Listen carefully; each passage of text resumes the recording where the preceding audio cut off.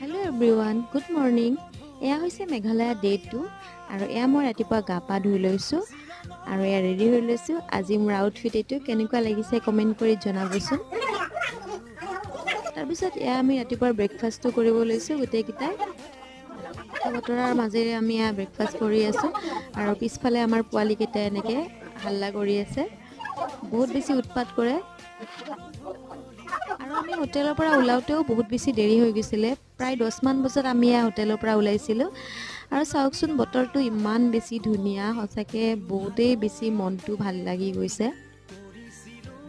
আৰু ইয়া দুপৰীয়া লাঞ্চ কৰিব আহিলো। লাঞ্চ কৰি উঠি ইয়া তামোল আৰু আহি ফাইনেলি আমি বৰাপানী জামটো পাই গলো।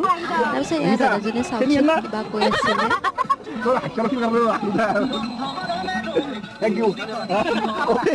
দাদাজনৰ পৰা আমি প্লাম লৈ ললো আৰু ঘৰলৈ উভতিলো।